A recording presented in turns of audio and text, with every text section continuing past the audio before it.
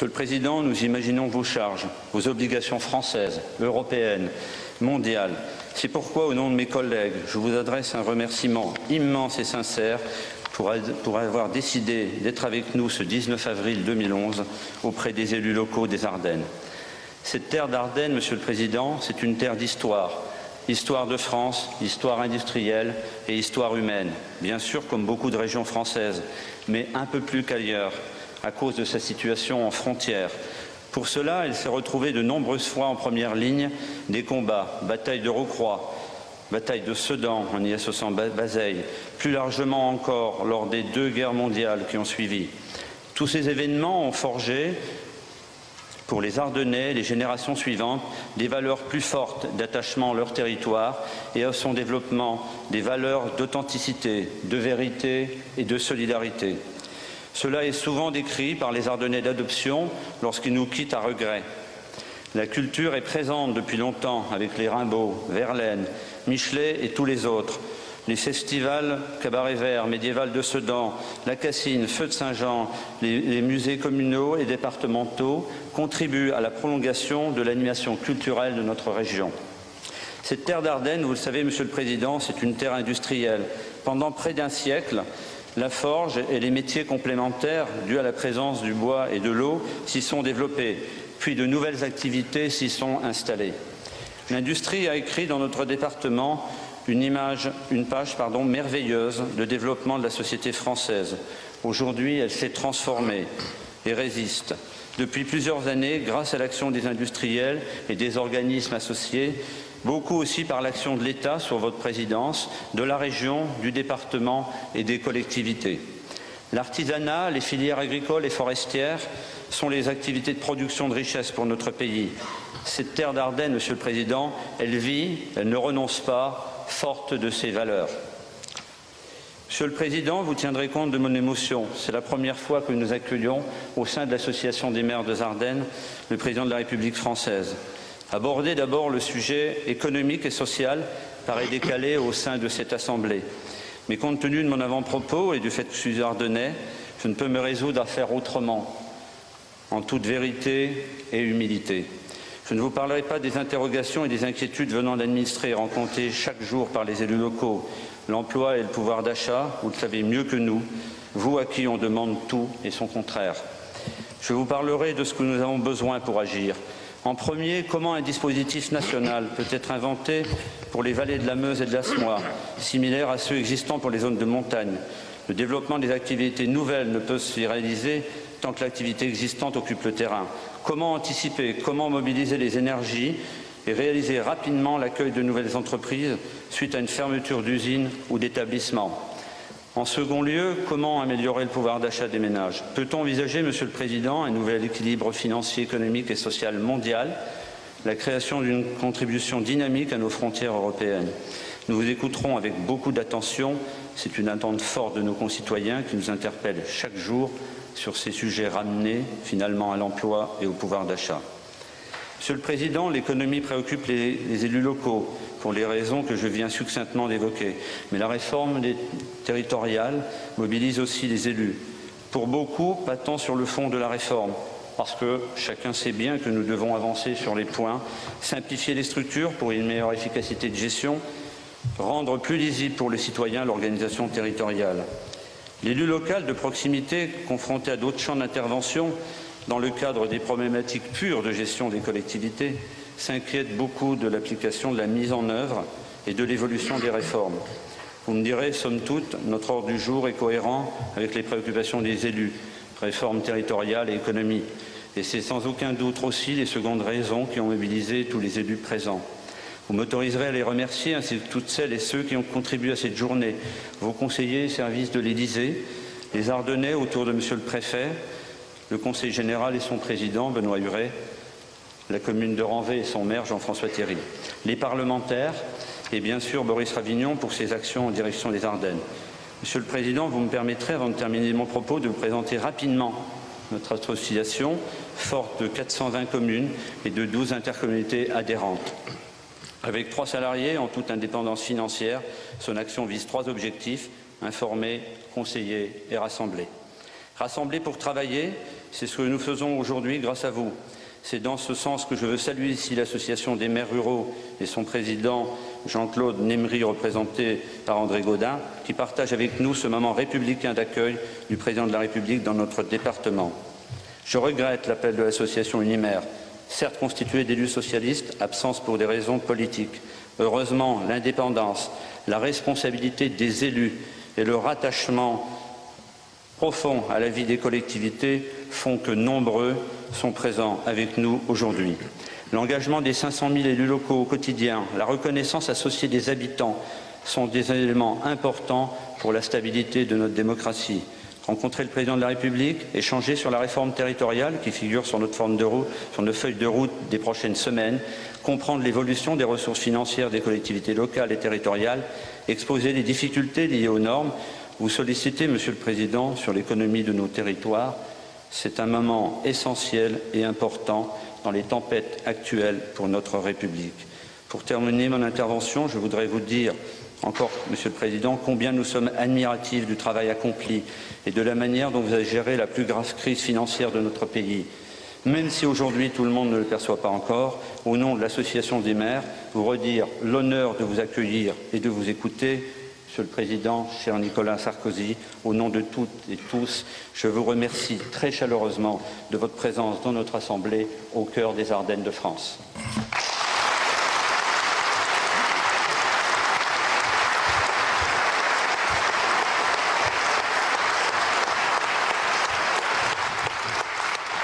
Monsieur le Président, Madame la députée, chère Bérangère, Monsieur le député, président de la Commission des lois, cher Jean-Luc, Monsieur le sénateur et président du Conseil général, cher Benoît, Monsieur le sénateur, cher Marc, Monsieur le maire de Ranvet, Mesdames et Messieurs, j'ai tenu à être présent pour ce dialogue républicain parce que je crois qu'il est très important pour un président de la République d'écouter ce que les élus, les maires ont à lui dire.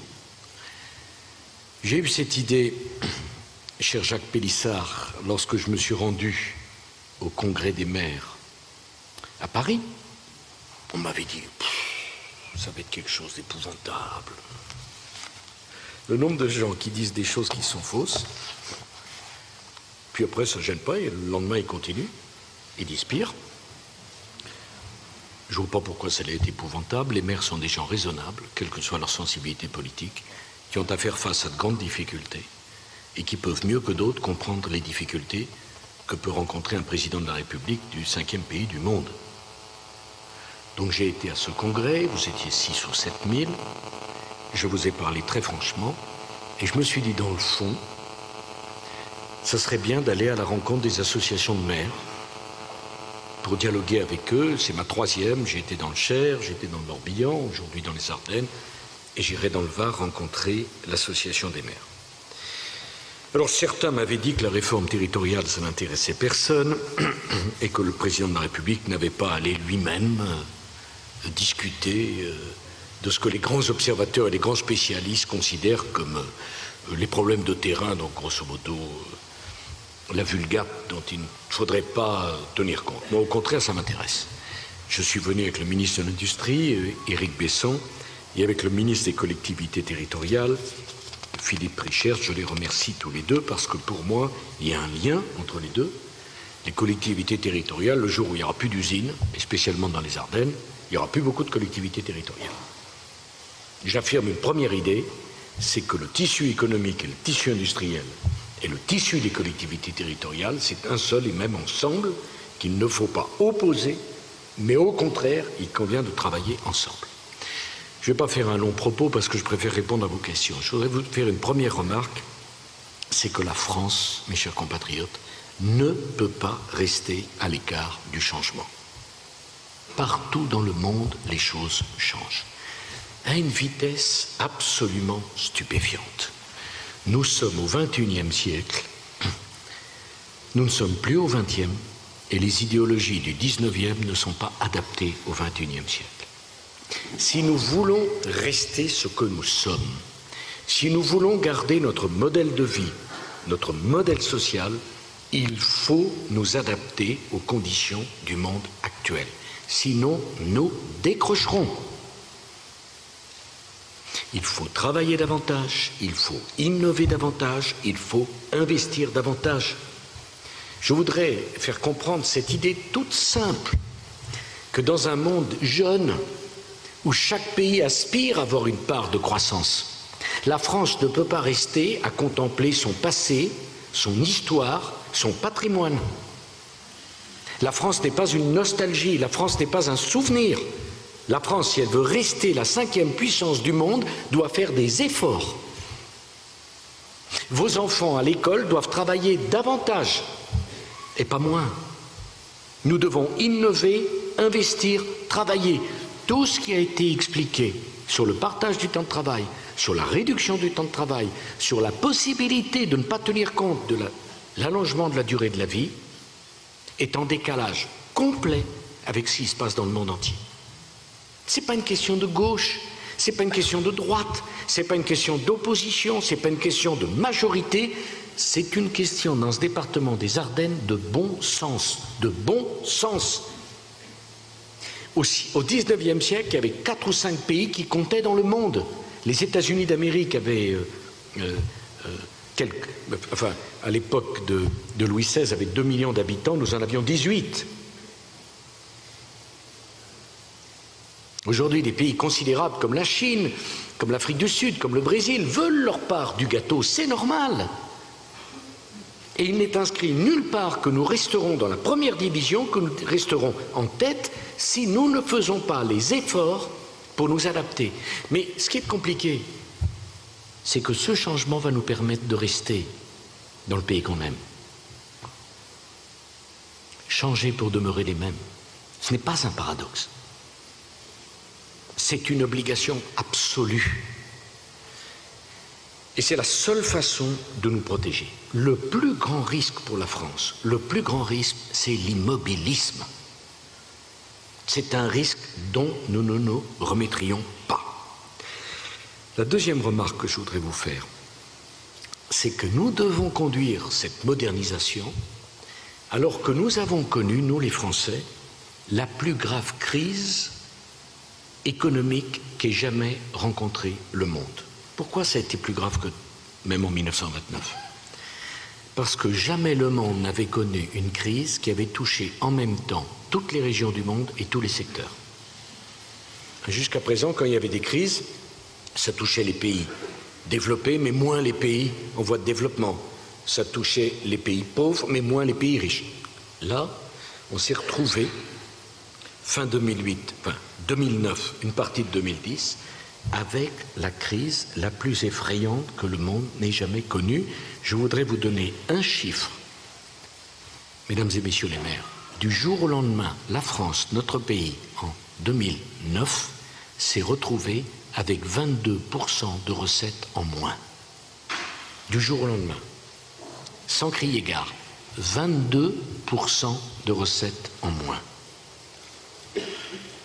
Vous imaginez les conséquences,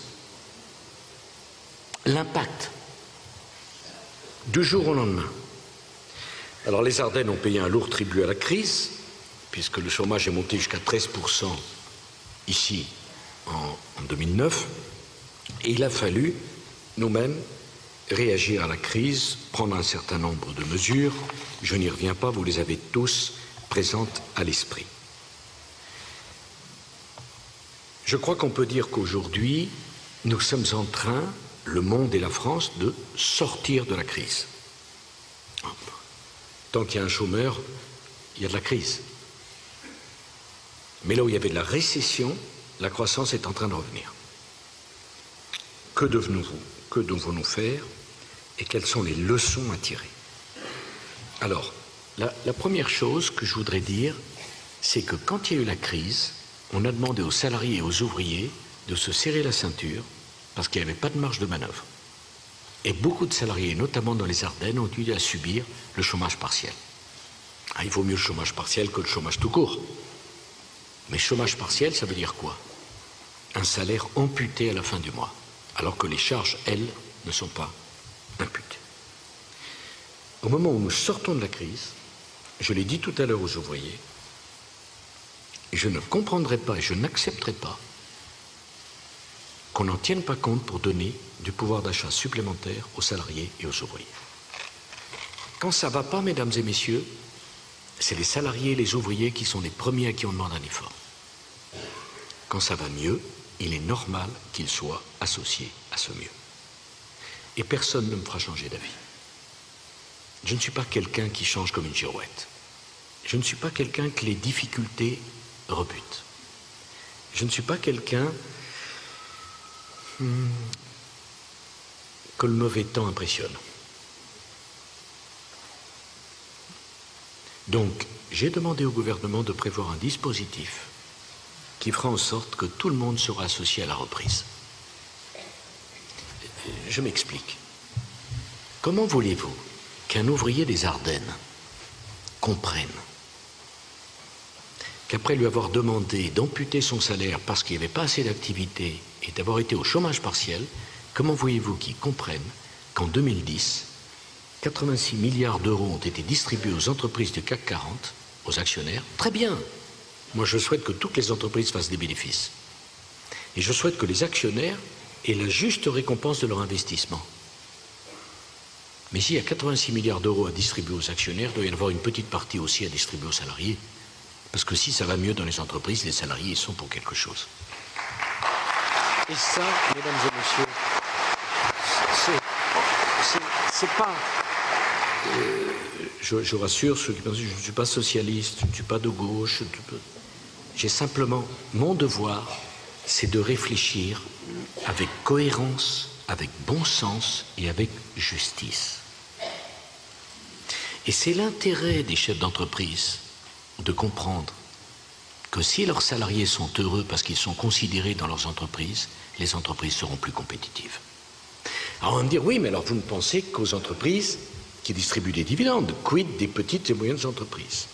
Et bien, pour les petites et moyennes entreprises, on prévoira un système qui est très simple, je le disais tout à l'heure à Bérangère et à Jean-Luc, très simple, ils pourront distribuer une prime exceptionnelle à leurs salariés et on exonérera cette prime de cotisation sociale. Naturellement, on ne les obligera pas, mais on les incitera. Alors on me dit, ah mais il faut laisser faire le dialogue social. Mais c'est une plaisanterie quand on me dit ça. Le dialogue social, c'est très bien. Mes chers compatriotes, peut-être vous rappelez-vous, ça fait 2 ans que je demande au patronat et aux partenaires sociaux de négocier la question du partage de la valeur dans l'entreprise. Eh bien, en 2 ans, la discussion n'a même pas commencé. Mon rôle, c'est de taper du poing sur la table quand ça ne va pas, de le dire et de prendre mes responsabilités. Alors je vois, maintenant on interroge les experts. C'est pas possible. De toute manière, pour les experts, c'est jamais possible. Sinon, ils ne seraient pas experts, ils seraient acteurs. Et pourquoi ils ont choisi experts? Vous en connaissez dans vos communes, hein? Pourquoi ils ont choisi experts? Parce qu'ils ne pouvaient pas faire acteurs. Donc on choisit experts. Mais les experts, c'est jamais ceux qui ont fait quelque chose.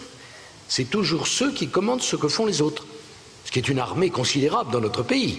Hein? Et en général, naturellement, ils l'auraient fait mieux que vous. Mais ils n'avaient pas eu le temps. Ou pas de chance. Ou peut-être pas la colonne vertébrale. Ou peut-être pas le courage. Hein? Et avant même que le gouvernement porte son projet, on dit, ah ben, ça va être compliqué. Ben, oui, c'est compliqué pour ceux qui ne comprennent pas une chose simple.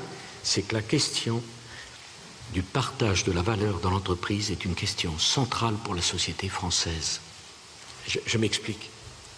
Et je ne veux pas faire de politique partisane, c'est certainement pas le lieu, Monsieur le Président. Mais je m'explique. Je crois au travail. J'ai toujours cru au travail. Ma vie s'est faite par le travail. Je pense que le malheur absolu pour quelqu'un, c'est le chômage, pas le travail. Que le malheur absolu pour quelqu'un, c'est l'assistance, pas l'emploi. Et que ce fut une très grande erreur de ne parler de travail qu'en termes de durée de temps de travail et pas en termes de qualité de vie au travail. Je m'explique. Travailler 35 heures dans une entreprise où vous n'êtes pas respecté, avec un salaire de misère, dans des conditions qui ne sont pas protectrices pour la santé, c'est un drame.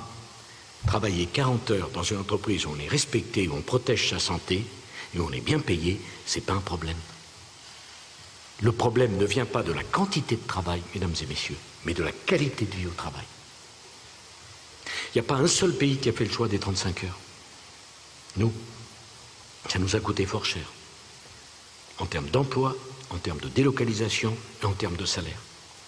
Mais ça ne veut pas dire qu'il ne faut pas porter la question du pouvoir d'achat, de la qualité de vie au travail et de la protection de la santé au travail. C'est une inversion complète des valeurs. Voilà. Et si on vit plus longtemps, tant mieux, bonne nouvelle, on devra travailler plus longtemps. Parce que sinon, il n'y aura pas d'argent pour payer les retraites. J'ajoute que le gouvernement mettra donc au Parlement très prochainement un dispositif précisant les modalités de ce que je viens d'annoncer. Troisième et dernière remarque. Notre pays présente un budget en déficit, mesdames et messieurs les maires, depuis 35 ans. Et vous avez bien entendu. Ça fait 35 ans que la France dépense davantage que ce qu'elle n'a en recettes. J'ai décidé que ça serait terminé et qu'il faut que nous résorbions nos déficits. Je n'ai pas été élu pour que la France se trouve dans la situation du Portugal, de la Grèce ou de l'Irlande, ou même aujourd'hui des États-Unis. 35 ans que notre budget est en déficit. Tenez-vous bien, depuis 1992, la France a créé 1 million de postes de fonctionnaires. Je ne me souviens pas qu'en 1992, à l'époque de M. Mitterrand, la France était sous-administrée. Donc je comprends parfaitement vos protestations, une fermeture de classe, une fermeture du bureau de poste. Je le comprends. Je vous demande de raisonner en citoyen français. Nous devons faire des économies pour éviter le drame que représente un pays trop endetté. Alors j'entends bien tous ceux qui me disent « Oh, Monsieur le Président, faites pas la réforme des retraites, c'est pas populaire. » Bien sûr. Mais est-ce que ça serait populaire d'avoir la faillite du régime de retraite? Savez-vous qu'à la minute où je vous parle, il y avait 1 500 000 retraités dont on ne paye les retraites qu'en allant chercher l'argent à la banque? Si je n'avais pas conduit la réforme des retraites, le régime s'écroulait. Est-ce que les gens auraient été davantage contents? 35 ans de budget en déficit. Il faut faire des économies. Nous n'avons pas d'autre choix. Les Français ne m'ont pas élu pour que la France tende la main. Nous avons 1 500 milliards de dettes. Aujourd'hui, nous empruntons pour rembourser cette dette à 3,34%. La Grèce emprunte à 2 ans à 12%. Est-ce que vous voulez que ça soit la situation pour la France? Il y a un moment où il faut faire des efforts. Vous, les maires, vous le savez parfaitement. Et donc, j'assume aussi le choix que j'ai annoncé d'une dotation aux collectivités qui serait gelée pour 3 ans. Mais mesdames et messieurs les maires, l'État transfère chaque année 99 milliards d'euros aux collectivités territoriales. 99 milliards d'euros. L'année 2009, où nous avons eu 22% de recettes en moins, on m'a proposé de faire 22% de dotation aux collectivités en moins. Je n'ai pas voulu. On vous a garanti vos dotations, ce qui était normal. Mais nous, on a pris 22% de déficit en plus. Et quand on me dit « Oh, vous nous égorgez, vous nous étouffez en gelant les dotations pour 3 ans », mais connaissez-vous beaucoup d'entreprises qui sont assurées d'avoir leurs dotations pour les 3 années qui viennent? Alors la solution, c'est par la péréquation, cher Benoît, pour que des départements qui souffrent plus et des communes qui souffrent plus, c'est davantage. Mais imaginez la catastrophe que représenterait pour la France d'être dans la situation de la Grèce. Y a-t-il un seul de vos concitoyens qui l'accepterait? Un seul? On me parle d'éducation nationale. Bien sûr que c'est important l'éducation nationale. Et nous savons, toutes ces dernières années, le budget de l'éducation nationale a augmenté chaque année. Chaque année. Il y a moins d'enfants et plus d'enseignants. Il y a un moment donné où il faut se poser la question de notre organisation, de la réforme de notre organisation. S'il suffisait d'embaucher des maîtres en plus pour résoudre tous les problèmes, mais on devrait n'avoir aucun problème en matière d'éducation nationale. Il y a un moment donné où il y a quelqu'un qui doit dire non, qui doit faire les comptes et qui doit comparer la colonne recettes et la colonne dépenses. Sinon, ça se traduira par quoi? Par des augmentations d'impôts sur vos entreprises dans vos communes. Vous les perdrez. Ou des augmentations d'impôts sur vos concitoyens. Vous trouvez que leur pouvoir d'achat est suffisamment confortable? Donc il y a deux solutions, elles sont incontournables. On travaille plus longtemps, parce qu'on vit plus longtemps. Et on réduit les dépenses, parce qu'on ne veut pas augmenter la fiscalité. Alors je sais, c'est très préoccupant. Ce que je dis est très simple et assez compréhensible. Mais je me méfie de ce qu'on ne comprend pas. Parce que trop souvent, ça cache d'autres choses. Et les marges de manœuvre que là, on les met où? Sur l'innovation, sur l'investissement, pour créer de la richesse et créer les conditions de la croissance en France. Et ce que je dis, me semble-t-il, Monsieur le Président, pour en terminer, mais c'est acceptable pour tous les maires, quelle que soit leur sensibilité par ailleurs, qui sont des gens raisonnables et qui ne peuvent pas procéder à la multiplication des petits pains à chaque fois qu'ils votent un budget dans leur commune. Chacun peut le comprendre. Ça ne veut pas dire que toutes les réformes que le gouvernement a mises en œuvre sont bonnes, ça ne veut pas dire qu'on ne peut pas avoir des critiques. C'est la démocratie, c'est normal. Mais sur les fondamentaux, on doit faire des économies et on doit travailler davantage. Ce n'est pas contestable. C'est juste du bon sens. Voilà. Mesdames et messieurs, je répondrai bien volontiers à toutes vos questions. Peut-être juste pour terminer un mot sur la réforme, mais juste un mot. Beaucoup de gens disaient il faut fusionner les communes. Je me suis opposé. Parce que peu importe qu'il y ait autant de communes en France que dans la totalité des autres pays européens, ça fait partie de notre mode de vie.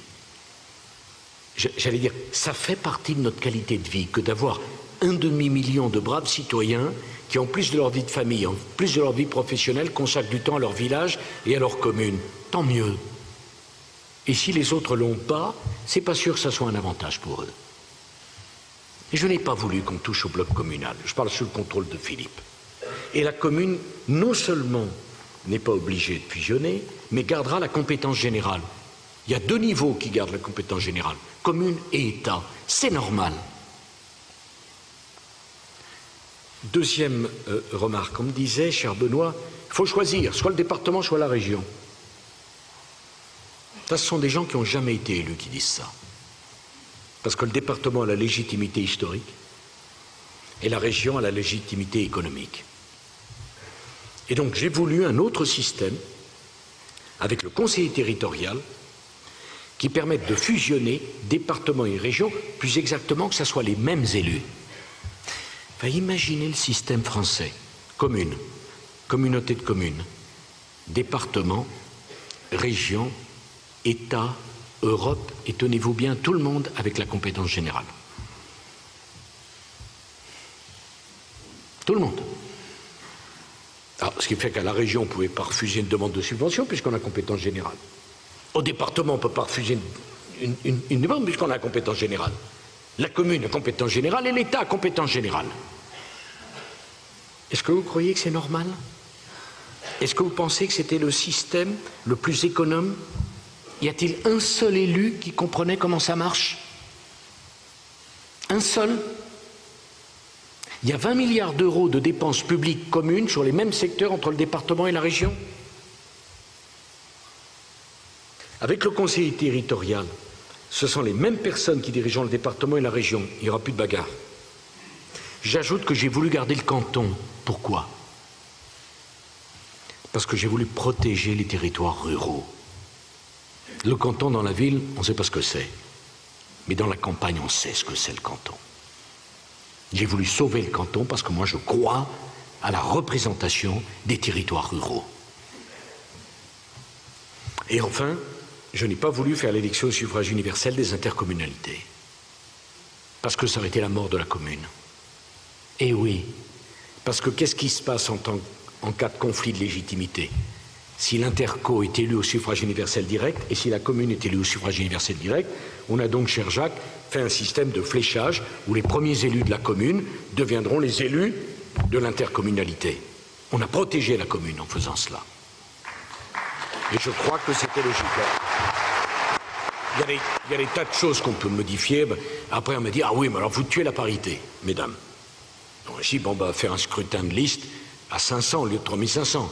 On me dit, bah, là, vous tuez les petites communes. C'est pas vrai? Les mêmes. Bon. Donc, vous savez ce que j'ai décidé? Je m'en remettrai à la sagesse des parlementaires. Et je suis sûr que ce qu'ils décideront, ça sera bien fait. Hein, Philippe? On ne va pas se faire des ennuis pour si peu, on en a assez. Hein? Bon, on va les partager, nos ennuis. Non, mais comprenez-moi bien, sur une affaire, et Jean-Luc, qui est président de la commission de loi, c'est très bien ce que je veux dire de Bérangère. Comprenez-moi bien. Le scrutin de liste, c'était à 3500.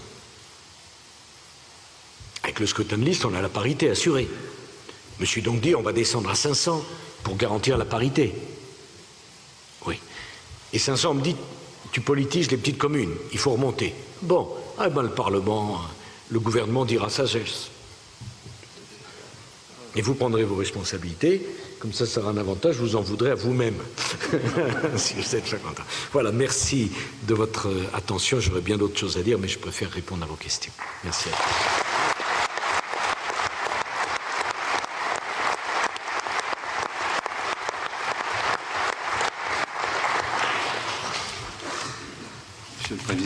Monsieur le Président, si vous permettez, on va effectivement commencer par une première question sur la partie de la réforme territoriale.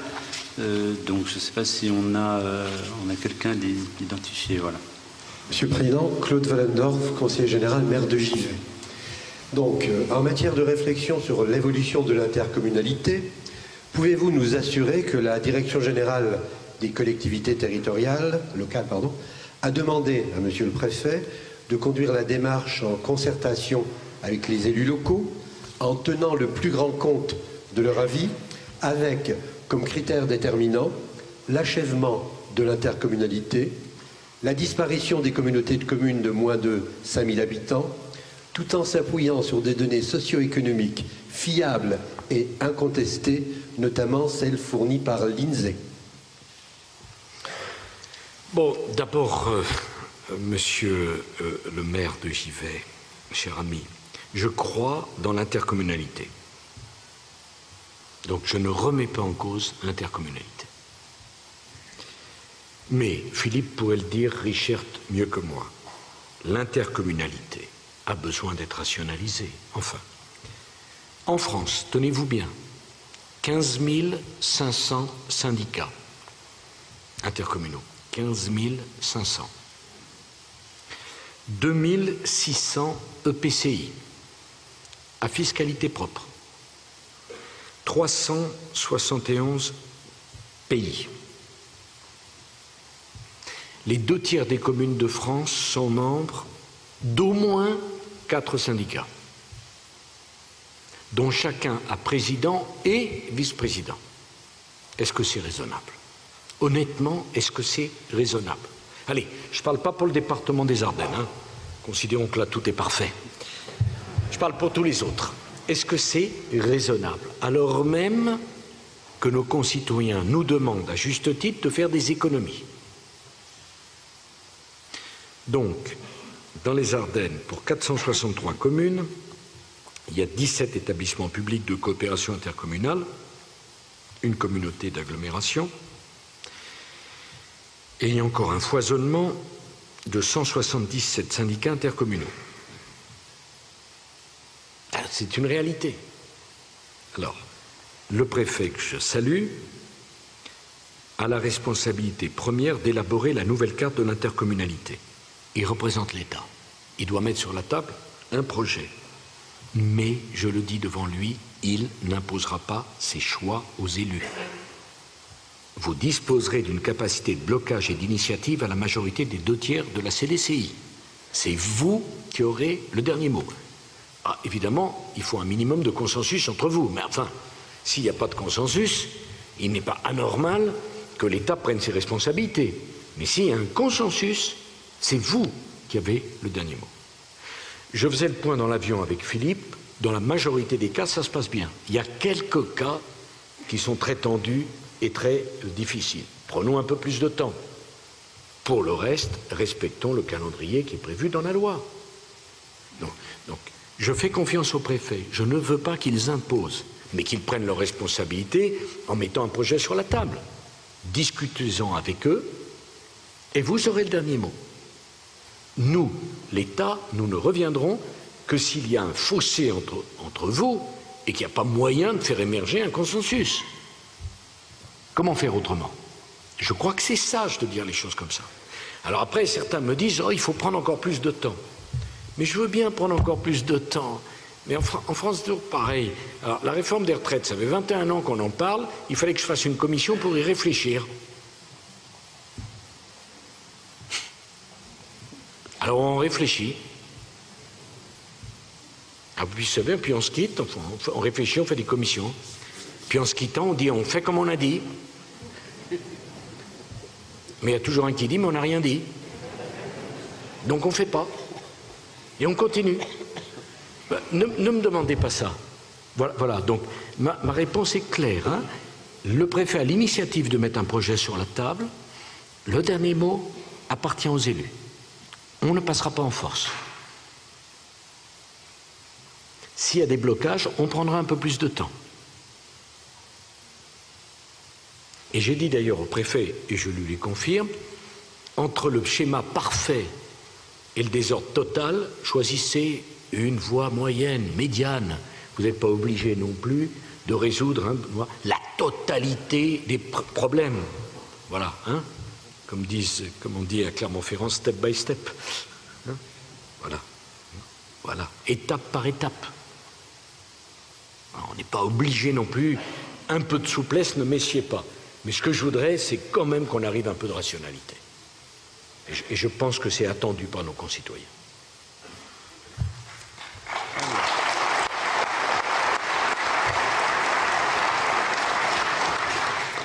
Voilà, en poursuivant sur la partie de la réforme territoriale, donc, et peut-être plus largement autour de l'autonomie communale, il y avait une question. Monsieur le Président, je suis sur votre... pardon. J'ai pas de difficulté avec ma gauche, hein, mais... Oui, donc je représente ici les maires ruraux. Et je dois vous dire qu'on a deux questions à vous poser, mais la deuxième question, vous nous avez déjà répondu partiellement. Alors sur la première, c'était pour vous indiquer que les maires des communes rurales étaient extrêmement inquiets des conséquences techniques et financières de l'application de la réforme territoriale de décembre 2010. Pouvez-vous leur apporter des garanties que l'autonomie communale sera respectée, voire amplifiée? Pour la deuxième question, vous nous avez répondu. Je m'adresserai donc aux parlementaires pour la suite.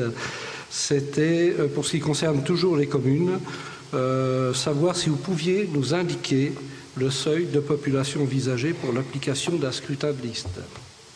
Bon, actuellement, ce seuil est 3500 habitants. Le projet de loi déposé au Sénat, le seuil est à 500 habitants. Mais, dans le cadre du débat parlementaire, le gouvernement ne bloquera pas. Je vais être honnête avec vous, hein. On a un seuil à 3500 et on a déposé un texte à 500, Philippe, c'est bien ça. Mais si vos parlementaires veulent modifier le seuil de 500, Jean-Luc Rim, mais nous, j'estime que vraiment c'est un sujet des élus, que ce n'est pas le sujet du gouvernement. On a fait une proposition, si elle ne vous va pas, vous la corrigez. C'est ça aussi la démocratie. Bon. Sur l'autonomie communale, Monsieur Gaudin, je voudrais prendre l'exemple de l'Allemagne. Quand on parle de l'Allemagne, on parle d'un pays fédéral. Savez-vous que les Länder n'ont pas de fiscalité propre? Ils ont une dotation versée par l'État. Qui viendrait à l'idée de contester l'autonomie des Länders, des régions allemandes, par rapport au pouvoir central allemand. Personne, hein, je parle sous le contrôle du président de la région Alsace. Bon. Personne, hein. Ils n'ont pas un centime de fiscalité propre. Donc dire que l'autonomie des communes ne dépend que de l'autonomie fiscale, c'est, me semble-t-il, une contre-vérité. D'abord parce que pour certains villages, l'autonomie fiscale, c'est une farce. Quand il n'y a pas d'entreprise ou qu'il reste une seule entreprise, où il y a très peu de population, une fois que vous avez dit que vous avez la liberté d'augmenter les impôts, vous n'avez aucune liberté en vérité. C'est vrai ou pas? Bon, c'est vraiment voir de très haut des problèmes. Bon, donc réduire, hein, je ne dis pas que c'est ce que vous avez dit, M. Gaudin, mais réduire la question de l'autonomie communale à la seule question de l'autonomie fiscale, c'est une farce.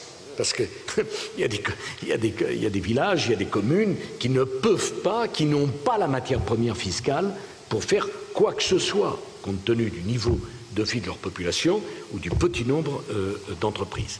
Donc, M. Gaudin, quelque chose à clair, avec la réforme, la grande gagnante, c'est la commune. Car vous serez avec l'État le seul niveau à compétence générale. Il n'y a pas d'autre niveau à compétence générale. La commune, c'est la compétence générale de proximité, l'État, c'est la compétence générale de cohérence. J'ajoute que le conseiller territorial sera pour vous un interlocuteur indispensable, utile et commode, puisque dans sa main, il aura les dossiers du département, les dossiers de la région. Et même nous avons prévu que la région et le département, si elles se mettent d'accord sur l'organisation de leurs compétences et la mutualisation de leurs moyens, leur intervention conjointe peut être permise pour des petites communes où ils ont besoin des deux en même temps. Donc, je parle sous le contrôle du président de l'association des maires. Je crois que l'autonomie communale sort renforcée de la réforme. Parce que parfois, la commune, prise entre le Marcau et l'enclume du département et de la région, pas ici, hein, son autonomie était un peu bridée. Voilà. Donc, de ce point de vue, et d'ailleurs j'observe que la réforme passe de mieux en mieux et que chacun a bien compris qu'on ne pouvait pas continuer comme ça. Bon, écoutez, franchement, tous les efforts que fait l'État pour réduire ses effectifs sont compensés malheureusement par les créations d'emplois dans les régions. Je veux dire d'emplois de fonctionnaires. Ça ne peut pas continuer comme ça. Ce n'est pas possible. Tout le monde doit faire un effort. Quand on parle du déficit de la France, on parle du déficit de toutes les strates, la sécurité sociale, les collectivités territoriales et l'État. Il faut absolument qu'on diminue nos dépenses publiques. Et quel est le problème économique de la France? C'est que le poids des dépenses publiques sur les emplois marchands, sur les emplois privés, est tel qu'on pousse aux délocalisations. Et j'ai voulu la réforme de la taxe professionnelle. Pourquoi? Mais pas pour vous faire de la peine. Nous étions, tenez-vous bien, le seul pays d'Europe qui continuait avec la taxe professionnelle. Comment voulez-vous qu'on garde? Vous êtes proche d'une frontière. Si de l'autre côté de la frontière, il n'y a pas de taxe professionnelle et de votre côté, il y a la taxe professionnelle, pourquoi voulez-vous que les entreprises restent? D'ailleurs, à ceux qui défendaient la taxe professionnelle, je leur dis, le jour où il n'y a plus d'usine, il n'y a plus de taxe professionnelle. Nous avons compensé vos recettes. Mais pour un département comme les Ardennes, tellement industrieux, au sens industrie, garder la taxe professionnelle, c'était un contresens. Qu'est-ce que ça veut dire, être contre les délocalisations et pour la taxe professionnelle? C'est mentir. Récompenser une entreprise parce qu'elle reste en France, on lui colle la taxe professionnelle. Bon, j'avoue, hein, Monsieur Gaudin, j'ai un peu élargi ma réponse. Ce n'était pas totalement votre question, mais c'était complètement ma réponse.